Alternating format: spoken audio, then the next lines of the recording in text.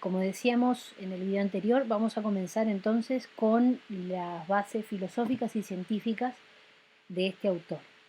Decíamos que Durkheim toma como referencia el positivismo, como marco en el cual se va a apoyar toda su teoría y su desarrollo científico. Entendamos una cuestión. Durkheim proviene de una época en donde el método científico y la manera de hacer ciencia estaba muy influenciada por lo que hacía referencia a las ciencias naturales. Entendemos a estas como aquella ciencia cuyo objeto de estudio es un objeto que brinda mayor posibilidad de poder ser comprobado y de poder ser puesto a prueba, justamente. Entonces, Durkheim entiende que la sociología tiene que respetar el mismo procedimiento, tiene que poder plantear su objeto de estudio, que éste sea evaluado y medido y por consiguiente compartido, difundido con la comunidad científica. Situación que genera un conflicto o más que un conflicto quizás una dificultad al momento de poner a prueba en la realidad y por lo tanto comprobar un objeto que es un tanto abstracto.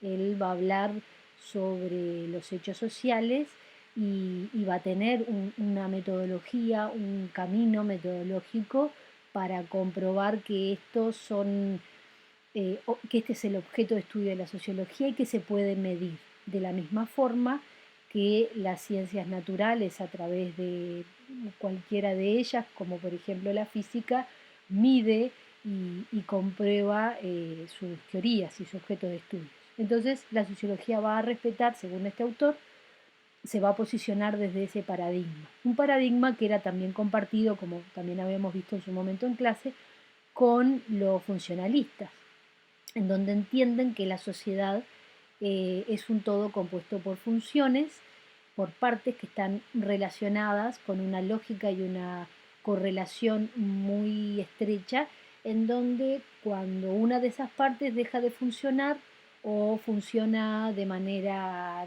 no esperada, genera síntomas, como si fuera el cuerpo humano, genera síntomas que estos permite dar cuenta cuál de esas partes estaría presentando problemas y subsanarlo, solucionarlo y que el cuerpo, o en este caso la sociedad, vuelva a encauzarse en lo esperado.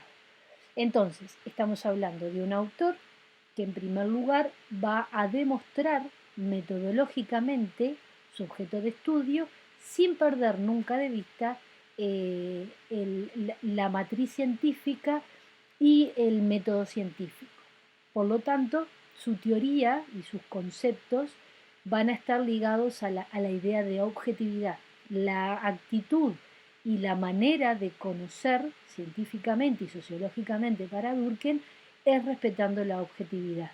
No en vano, cuando él, que esto lo vamos a nombrar, pero no lo vamos a profundizar en este caso, pero sí lo vamos a nombrar para enmarcarlo, cuando él elabora su metodología, las llamadas reglas, las tres reglas del método sociológico, la primera regla consiste en tratar al objeto de estudio como una cosa.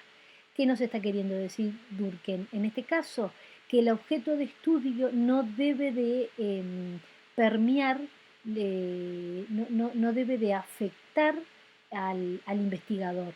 Por lo tanto, tratarlo como una cosa significa entender que éste está por fuera del individuo, que es algo que sucede en la sociedad y que la distancia que debe mantener quien estudia con lo estudiado debe permitir y velar por esa objetividad. ¿Sí? Entonces no se puede afectar uno a la otra. Y imagínense lo que es poder hacerlo con un tema tan allegado a nosotros que es justamente la sociedad y todo lo que la compone, las conductas, las instituciones. Bueno, Durkheim logra subsanar esta dificultad a través de estas reglas y tratando en primer lugar al objeto como una cosa.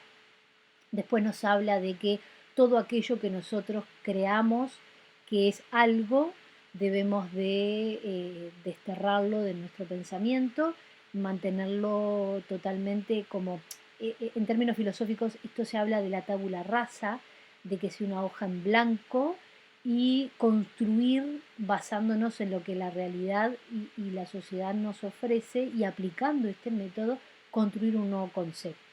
¿Sí?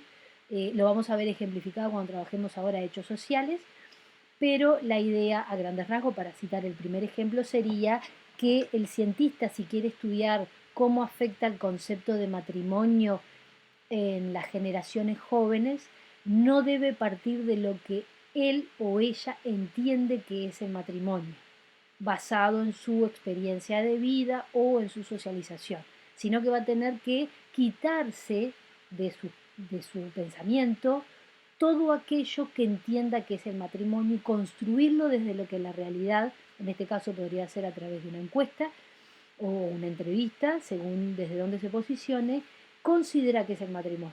Por eso también, recordando lo que trabajamos en clase, la sociología es una ciencia dinámica que nos está ofreciendo actualizaciones de conceptos y de maneras de pensar que no son únicas en el tiempo. Por eso hace que esta sea una ciencia en continua actualización y nuevas formas de definir lo que ya está definido, lo que se creía como definido.